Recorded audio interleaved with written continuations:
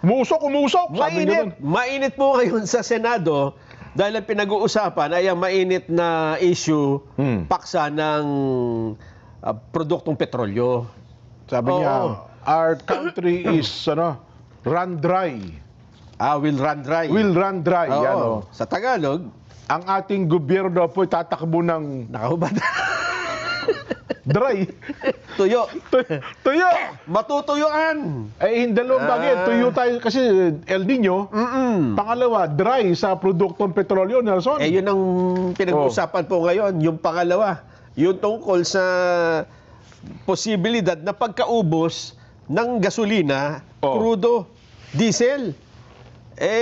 Alam mo ba dyan na ito ay hindi naman talaga, siguro ay sabihin natin walang malabo mangyari yan. Oo. Pero hindi po Ngayon pa lamang may mga ginagawa na mga hakbang para makatipid. Hindi masyadong maubos yung sobrang gamit.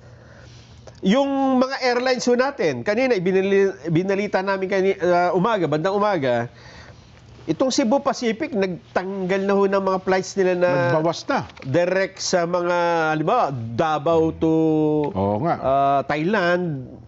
Wala na yun, tinanggal na Marami ng mga direct flights ng galing probinsya, international flights, ang hindi na hanggang Oktubre yun. At hindi lang yan, Jen.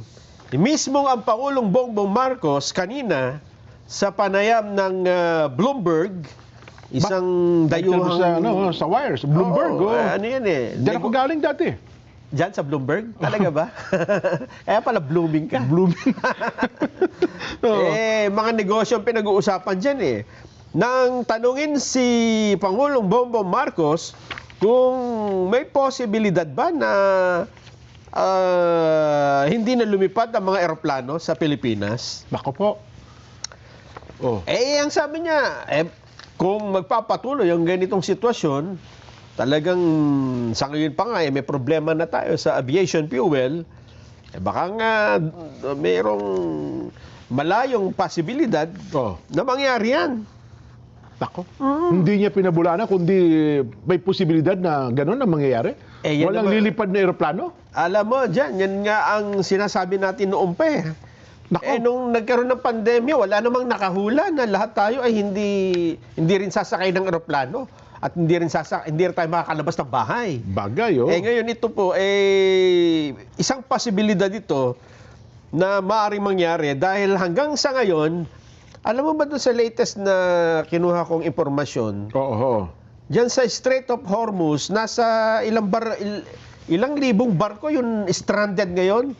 Hindi makalabas. Agad naipit na doon? Naipit. Kumbaga nakatarangka na doon sa Strait of Hormuz. Kasi, sabi ng Iran, hindi naman namin isinasara ang Strait of Hormuz.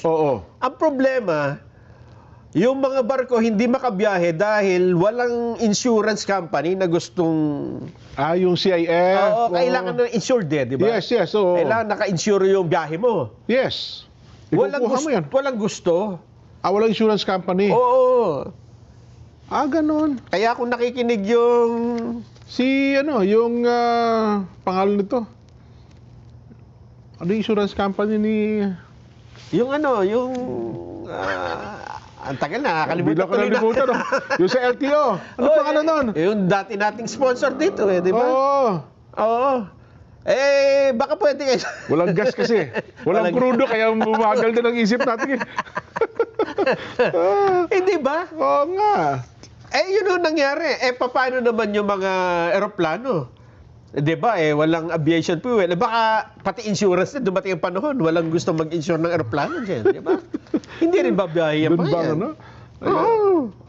Ganun Pero teka lang, Nelson, bago mo ituloy, ito lang bigla lang nagpagulo sa isip ko Yan. Sabi nila, talagang kulang daw talaga tayo ng produktong petrolyo. Di ba kaya nga nagkakaroon ng hearing ngayon? Ano ang worst case scenario sa Senado? Pero ito kanina, pagkatapos ng programa natin, alas 7, habang ako'y bumibiyay papawin, na-monitor ko ito Bigla tuloy, totoo ba itong... na-monitor mo? Ito Yan. Buti kinuha nung ating mga kasama. Mas marami pa raw po ang supply ng langis sa bansa ngayong taon kumpara noong 2025. Noong nakaraan, di ba? Noong nakaraang taon. Oo.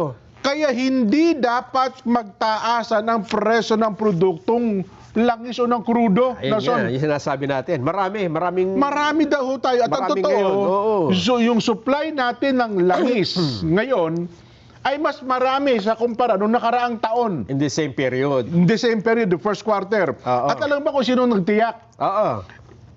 Sila po may hawak ng record na pumapasok ng importasyon sa Pilipinas eh. At hindi mo mapapasubalian na hindi totoo sinasabi nito. Oo, sino may Ibig sabihin, may data siya. O, sino may sabi? Ito pong si Customs Commissioner Ariel Nepomuceno. Ayun. Sabi po ni Commissioner Nepomuceno. Pero bago yan, ha? Bago pa lang niya sinasabi yan. Ha? Kaninang umaga, narinig ko ito, habang ako yung bumibiyahe rito. Okay. May data siya, no? Sa gitna daw po ito ng sunod-sunod na big-time oil price hike. Oo. At kasunod ng pahayag ng Malacanang na wala pang krisis sa langis sa Pilipinas.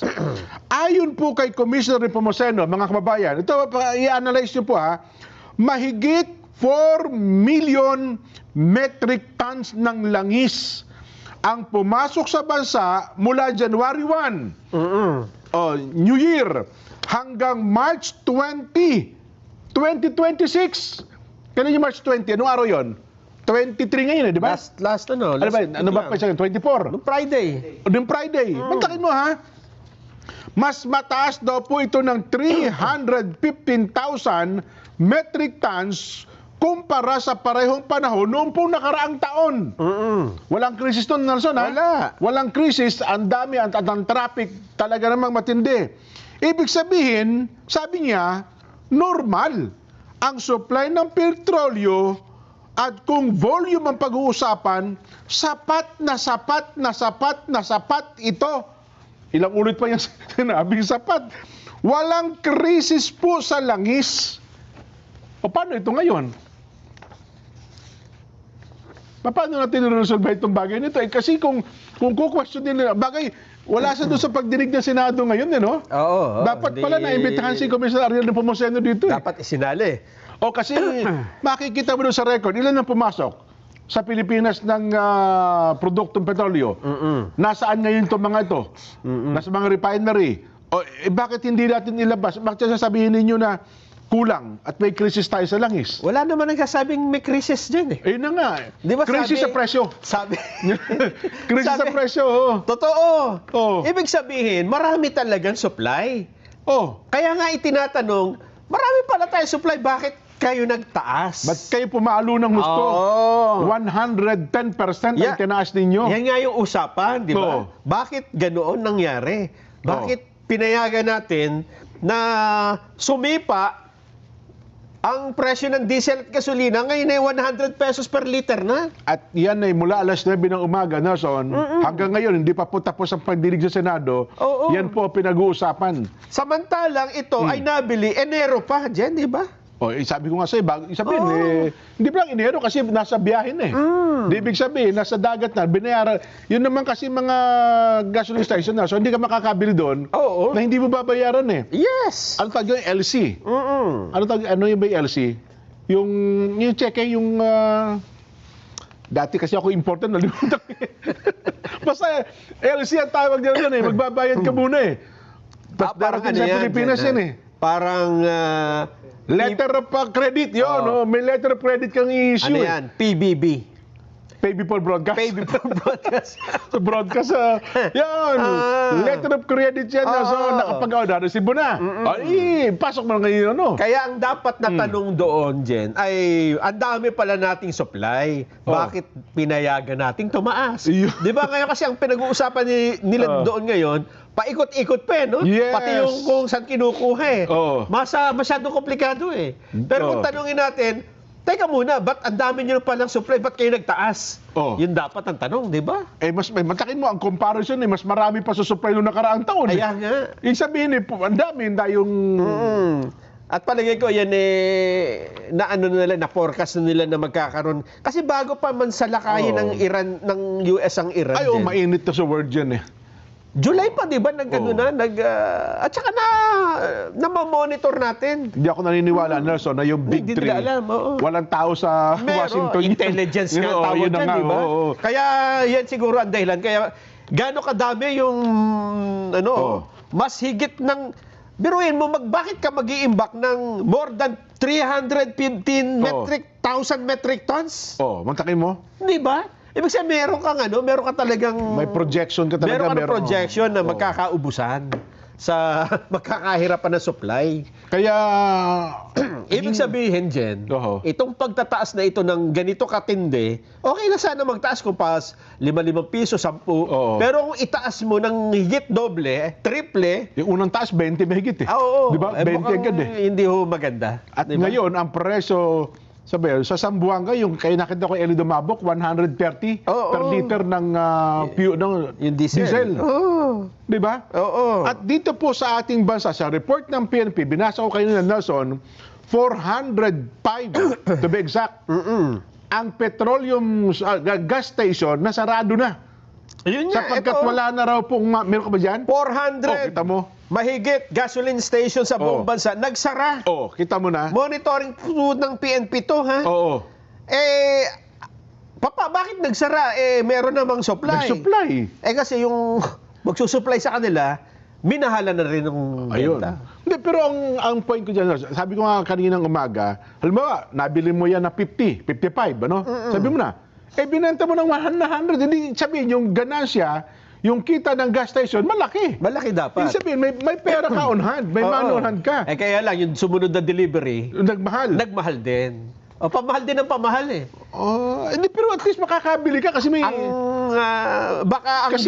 Ang ginagawa nito, kasi ito siguro mga small player. Small players. So, imbis na sa kanila ibenta ng mas mura, naghahanap sila ng mas mahal na magbibili. Hindi, sa mga video na pinaka-ayaw ko, meron ba tayong pictures on direct? Pati mga member big ng oil. Yung Big Three. Kanya-kanyang gas station yan. Ito, Red Pill. Ito, Caltex ito, kung di ako nagkamali, extra. Out of stock, kita mo, out of stock. At saka iba talaga totally sarado. Siguro, Jen, parang style din nila yan, para magmukhang kokonti talaga. Hindi, kapag ganyan, Nelson, hoarding.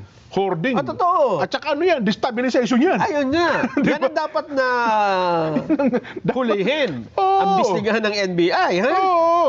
At saka ginulat nito ang buong bansa, Jen, ha? At speaking of NBI, narinig ko si Director Melvin Matibag, iimbestigahan nila yan, motu proprio. Totoo. Kung totoo bang ito. Yan ang mas importanteng imbestigahan. Yan. Kasi pagsasamantala na yan, Kitang-kita naman, di ba? Yun ang masakit na katotohanan. Kasi parang dinidestabilize mo yan ng gobyerno kapag ganyan ang ginagawa ninyo. At dahil dyan, Jen, naniwala tuloy yung Pangulo natin na mauubos. Yan ang sinasabi ko. Etong sabi niya, yun nga, yung sabi natin kanina, baka dumating ang panahon, walang lumipad na eroplano. Ayun ang disgrasya. Naka-schedule ka pa naman. Saka ako. Nakapilo na akong ticket. Halimbawa, di ba? Napasakay ka, di ba? Nagkataon, nung pabalik ka na, nagkaubusan na, hindi ka ngayon makabalik. Paano mangyayari sa buhay natin? Kung naubusan na yung pocket money mo. Mamamalimos ka sa abroad.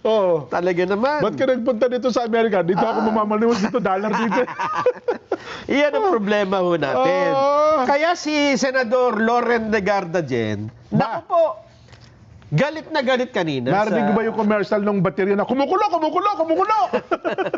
Parang kumukulo baterya si Senador Loren Legarda kanina eh. Dahil nung nag-start ang hearing, ito pala dyan na hearing na ito. Ayun napatayo pa eh. Teka ha, ano bang, ito. Sinisisi kasi siya ang Senado. Ito daw yan ha.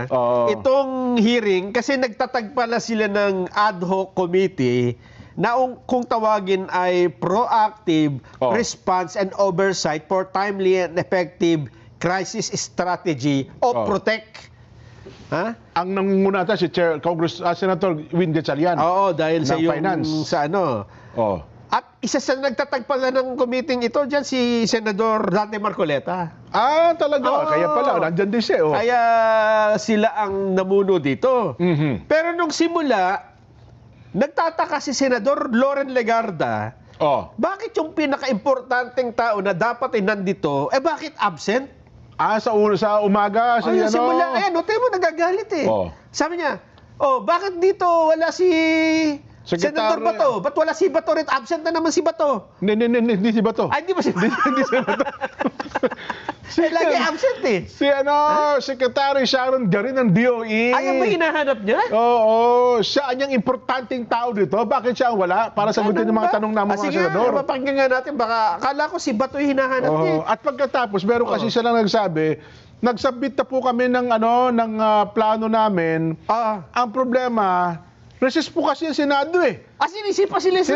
Doon siya ng Galaite. Ay! Kaya hindi namin nasubmit kasi, ano sabi yung resist sa Senado? Kung kinakailangan namin pumasok, kayo nang ginagawa namin ngayon. Ganun ba? Papasok nga kami. Ganyan ang pagkakasabi? Anong sinasabi mo resist? Kaya hindi yung masubmit eh. Kaya na kailangan, kita mo, dito nga kami. Sabihin mo, recess? Diyan natin malalaman kung gaano kagaling umacting si Jen. Tingnan natin kung kapareho. Pakinggan natin, Senador Loren Legarda. Pag kayo ay humihingi ng mga budget ninyo, maski overnight, nandyan kayo. Pero pag crisis action plan, marami kayong dahilan. The Senate will not allow that. Unless you are not admitting that we are in a crisis situation. Then you're lost in translation o nahihibang. Because everyone must act as if we were an ICU situation. That's how it should be. Not to enrage the people and not to let the people panic. But on the contrary, if they see the government on the ground and having more than what the chair mentioned, so-called motherhood statement.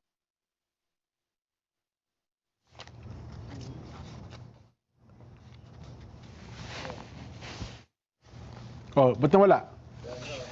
Yung nakatayo. Yun ang galit na galit eh. Ano ba naman kinuha natin yung... Yung nakatayo. Yung nakatayo na yung kumukulo. Kumbaga sa boxing, yun yung di ba? Yun ang climax. Yun ang eksena eh. Sige. Yung kinuha natin, yung kampante na siya. Ayun nga, kasi dito nanggagaling siya, parang niya sinisisi niyo pa kami. Oo nga. Kami nga itong nagpatawag ng ganitong pagdinig para malaman natin solusyon sa problema eh. Tapos sasabihin mo, kami pala ang problema? Ayun nga. At saka, bihira yung, di ba, Senate hearing nga, nakaupo lahat. Bihira yung tatayo ka. Tsaka si Senador Loren, laging composure yan. At saka yun nga, kalmado yan lagi, di ba? Bihira akong makitang magalit yan. Para mapatayo mo yan at mapasigaw sa ganyan, ibig sabihin, iba yung problema talaga tayo. Si Secretary Sharon Garidania, wala pa rito. Namumuliti ka pa niya yan eh. Ganun ba? Para namumuliti ka pa yan. Inaasikaso kasi pamumuliti ka eh. Kaya wala dito eh. Parang di ba ako naniniwalang sinabi niya? Sinabi yan. Sinabi? May problema na ang bansa natin eh. Unahin natin ang bansa kapakanan ng bayan. Sa darating na halalan. Hindi ata. Dagdag na. Ganun ba? Asan na si Senador? Iparinig natin direct. Huwag tayong pumayag na may video na nga eh. Dapat may audio na yon, di ba? Yes. Nakita na natin kanina, nakatayo eh. Hintayin natin ha. Sige. Hindi natin tatapusin ng programa. Tapos mamaya iparinig din natin habang nihanda yung pangako ng Senador Marcoleta. Di ba kahapon nilatag niya dito? Yung bakit ang inaasahan niya natin yung Strait of Hormuz samantalang may mabibili naman tayo Rotterdam through Singapore at saka yung Malaysia Petronas. Narinig ko, tinanong din niya yan kanina kay Secretary Sharon Garin. Baka siguro hindi masagot ng mga oil company. Hindi pa po kami pwede bumili. Teka, bakit? Puno pa po. Puno pa po yung... yung mga aming dito eh. Puno pa po, hindi po na. Kasi bago ka bumili doon, siyempre dapat maubos-ubos mo ng konti. Yes, kasi mabawasan mo. Sayang yung biyahe, di ba? Bibili ka ng konti lang, wala kang paglalagyan, so pinapaubos mo na. Mayroong isang nangatwiran doon, sir, kasi doon sa trading po kasi yon sa may Singapore, ganun. Ang requirements din yung indicators natin yung plots, saka yung maps. Yun din ang stand nung nung petrolyo. Dahil sabi ni Senador Marcoleta, ang point mong yan, yun din ang point ng mga petroleum company na ginagamit nila Gobyerno tayo, dapat meron tayong alam natin. Diba? Sariling diskarte. Bakit tayo kakatwira mo yung katwira ng mga petroleum company? Ibig bang sabihin, sa buwatan kayo dyan. Parang gano'n, i-counter-check nyo naman kung pwede. Diba? Oo nga. Mamaya, iparirinig din natin yan. Ito na. Kasi naipangako natin kahapon kung ano magiging tugon ng mga tatanungin. Hanapin natin. Okay na tayo doon kay Senador Ligarda. Yung kay Senador Hindi, Ligarda muna tayo kasi andun ang unang konteksto Ay, sayang. Ayun ang sinasabi ko. Sayang. Sayang tayo. Iwanan na rin. Anyway. Sayang yung momento. Ang ganda na ng latag Nilipat yata sa ibang programa. Yan ang ngayon, sige. Sige, hindi, mahaba-haba naman to kay Senador Marcoleta. Hanapin niyo yun kay Lauren para lang sabihin gumagawa tayo ng kwento rito Yan nga Baka sabihin kayo dalawa Hindi naman totoo pinagsasabi rin niya.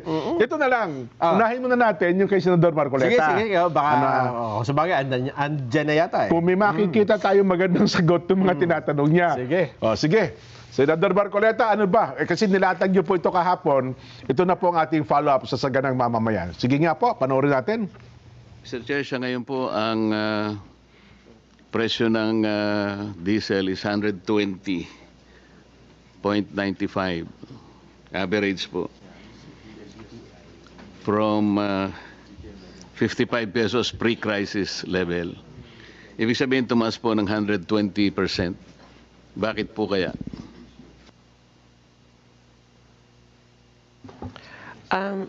Mr. Chair, the increase is basically because we are an importing country. We don't have any refinery. We don't have indigenous resources. We're very, very minute lang. And if Mr. Chair, if you allow me, our fuel, our pump price, more or less, ang fuel cost niyan is about more than half, mga 50+%. Tapos meron kang logistics, ang margin ng companies, pero our tax is about 25%, Mr. Chair. Hindi, alam po natin yun, ma'am. Ang tinatanong ko, bakit po 120% ang itinaas? Ano po ang explanation? Mr. Chair, the upward push is because of the cost, the price of fuel, Mr. Chair, and because there's a increase in price of fuel, and then there's uncertainty in the infrastructure of the oil industry internationally. Yung logistics tumaas, tapos yung insurance tumaas na rin kasi natatakot na rin silang magpagamit ng vessel nila or crossing that traversing, no? So tumaas lahat. That's a component, all the logistics, insurance, mga lahat-lahat po, Mr. Chair. Did the government initiate an inquiry, for example, from the players, oil players, kung yung 120% is reasonable?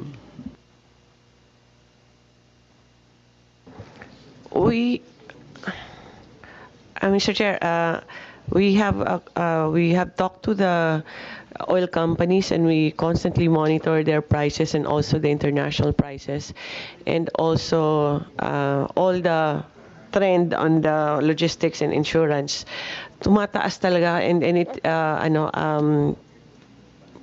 within range naman yung increase ng pump prices natin, Mr. Chair. Mr. Chair, ang ibig ko sabihin, nung sinabi po nila na talagang ganito ang itataas, 120%, did we take their statement as gospel truth right away?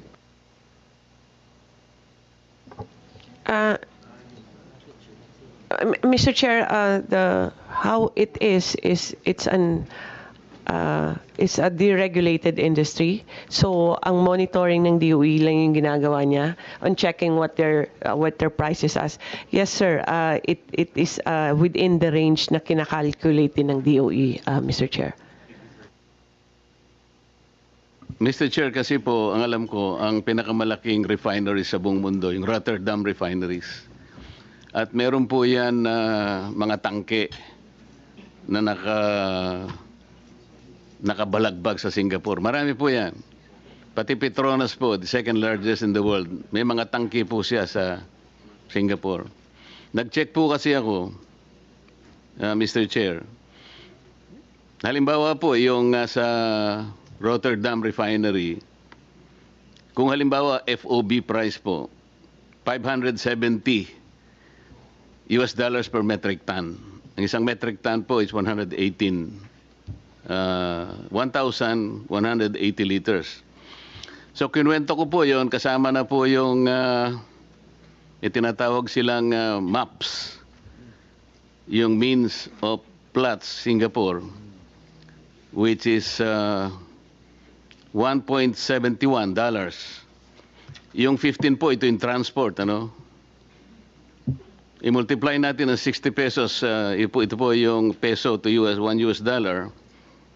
At dinivide ko ng 1,180 para po makuha natin yung landed cost. Alam po niyo, it's only $29 at 29 pesos 83 centavos.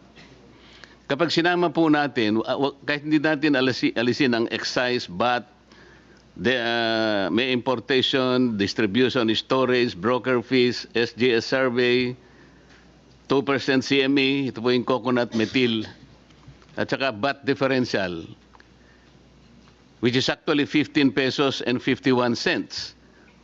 45 pesos lang po yun eh. So, ang sinasabi ko po, Mr. Chair, bakit hindi po tayo, kasi po narinig ko, sinasabi nyo kanina, nakipag-usap kayo sa South Korea, nakipag-usap kayo sa China, nakipag-usap kayo sa Japan. Bakit hindi po ang gawin ng PNOC, direkta po tayong pumunta, magitan ng vessel natin, magpakarga tayo sa Singapore. O hindi po dadaan nyo ng Strait of Hormuz. Mr. Chair, yun po yung ginagawa ng PNOC. We are actually directly contacting possible suppliers in the US, South America, and North America. Lahat po, in-explore naman yan eh. But on average talaga na, ang gusto namin mag-diversify para hindi lang galing dito sa Middle East yung source natin. Ano? Pero ang isang issue din na why there's a limitation on the US source or on the other side, medyo 30-45 days kasi yung delivery. So may mga logistical. But based on what are the offers to us, kasi fina-farm out yun yung offer ng PNOC, ang mga presyo, Mr. Chair, abot ng mga $200 per barrel eh. Madabag sinasabi. Wala na raw. Ayun, Nelson. Maputo sayang, ano? Pero sa bandang huli, ano eh, anong sabi ni Senador Marcoleta doon? Sana i-push natin kung doon tayo makatitipid at malaman ang mga gas station, bakit hindi bumibili doon? Diba? Yung Rotterdam na nasa Singapore at saka yung Petronas na nasa pahagi ng Malaysia kasi sila yung pinakamalapit. Alam ko, bumibili tayo doon eh. Ganon? Oo. Sa murang halaga? Oo. Pagpasok dito? Kasi siyempre, negosyante, alam mo, negosyante ka. Oo, imposible hindi mo alam yun eh, di ba? Alam mo yan? Parang ano lang yan, Jen? Parang Divisoria. Oo. Tsaka Baclaran. Oh, Divisoria, Quiapo, Baclaran. Magkano dyan? Oo. T-shirt, ganitong size. 500 dito. Oh, Baclaran, magkano dyan? 450. Oo. Oh, doon tayo sa magkano ka dyan? Minsan mura dito, minsan mahal dyan, di ba? Oo. Kasi may kwenta ka na dyan eh. Totoo. Kaya siguro... At saka naka-post sa yan eh. Usually, meron yung makikita high-tech mo na yan. Magkano yung bilihan dyan. Oo. Tapos kung sasabihin nila, hindi, trading lang po yung nando sa Singapore kasi parang gano'n ang katwiran nila. Eh, trading pala. Bakit? Ibig sabihin ba, hindi tayo pwede makipag-trade doon? Gano'n? Hindi talagang Diba? pinipilit lang nila yung Hormuz dahil nandun yung pwede mong sabihin na kaya nagmahal eh. Meron mga ikakatwiran. Oo. Kahit nga yun eh, wag na natin muna pag-usapan kung saan nyo binili. Oo. Yun munang supply ninyo napakadami, di ba? Ayun, yung tiniyak mismo ni Commissioner, meron talaga eh. Sobra kayo ng ilan yun? Ilang libong 315,000 metric tons. ba't ka mag-iimbak ng ganyang kadami, di ba? Sa loob daw ng yung Enero, nagpasok tayo ng 4 million metric tons Yan. ng produktong krudo. Ang dami niyan. Yung 315,000 metric tons, sobra lang yan. Labish yan compared nung last year. Tama. Di ba? Nako. Ayun na, andyan si Senador Loren. Ito na. Inihintay pa ba si Andyan na, Secretary okay na. Garin? Hindi, andyan na. Nakita na. Dumating din naman si Secretary Garin mga bago Pero mong tanghali. ito yung una yung unang eksena ito eh. Ayun nga, ito. So, atras tayo ng konti. Rewind tayo ng konti. Kasi gusto natin patunayan na totoo yung sinasabi mo. Yung kumukulo, Senador Loren. Kasi ako, hindi ako makapaniwalang nangyari yan eh. Yan na nga. Sige nga, ito na, iparinig na namin sa inyo. Sen? Hindi pwedeng tinuturo-turo nyo kami. Hindi nyo pwedeng sinasabi, makinig kayo. Huwag kayo nagpapalusot dito, ha? Sinasabi nyo, yung letter na sa inyo eh. Tapos nag-break kayo. Double jeopardy, hindi pwede yun. Sorry, hindi po kami papayag nun. Kung alam po namin hindi kami mag-break, tama po ang chair. Tinan mo nga, mag-break. Gusto nyo Holy Week, magtrabaho tayo dito eh. Darating lahat ng secretary. Burn the midnight candle. Walang labasan sa kwarto hanggang hindi nakita ang pagtulong sa latang tao. Pero huwag niyong sasabihin na nag-break kami, kaya hindi napasa yung hiniling ng DOE na congressional approval. Hindi po, sir. Hindi inyo kasalanan yon kasi wala ang inyong sekretarya. I can't think of anything more important than this hearing convened by the chair. And if the other cabinet members are here, why could the most important department not be present? Thank you, Mr. Chair. Kita mo, sabi sa'yo huwag nyo kami tuturo-turo dito Kasi sabi niya, meron ng sulat po para magkaroon ng ilabas ang pondo mula sa PNOC. Na son. At kinakailangan daw ata doon, congressional approval. Sabi nung nagsalita, nagpansabit namin, di pa namin napapareceive kasi po recess. Kaya dyan nagalit. Parang kami pa sinisisi ninyo. Di ba? Kulang na. Parang pigil na pigil. Gusto mong magbura ng English sa Senador Loren Ay, hindi. Alam niyang hindi magandang... Ayun na nga. Bilang isang broadcaster, alam niyang hindi mabuti. Pero sabihin, nararamdaman mo yung kanyang saloobin. I-priority niyo naman ito. World crisis na tayo Di ba? Yun nga. Pero dahil dyan, dumating din naman si Secretary Garin. Dumating din naman. Dumating din. Gaya nga yung tinatanong na Senador Marcoleta kanina. Nakapagbigay naman siya ng dahilan. Kita mo, parang yung basa pa kayong book, parang bagong ligo pa sa Secretary Garin. Bakit ba kayo na-late? Kanina pa kayo hinahanap ni Senador Loren Ang sabi ni Secretary Garin, pasensya na po. Nagpakarga ako sa gasolinahan. Nagpakrudo Pila. Pila pa sa gas station? At saka umattend po ako sa isang meeting kay Pangulong Bongbong Marcos. Ayun. Mahalaga din pala yun. May meeting po kami sa Malacanang. Ang katunayan, eto, dala-dala ko pa yung siopaw na kinain. Na-late po si Secretary kasi nandun sa Malacanang. Ayun. Huwag tayong masyadong judgmental. Dahil sa hindi niya naman niya kasalanan na ma-late. Pero gano'n pa man, humabol pa rin naman daw. Pumunta talaga dahil sa mahalaga yan Ayan lang, ang haba ng kwentuhan nila ni Pangulong Bongbong dahil nga krisis nga Totoo. Diba, pinag-uusapan nga nila itong pagtaas ng presyo ng produktong petrolyo. Naisip ko lang, sabi siguro si Secretary Garin, ba't ba ako natapat na ako Secretary ngayon?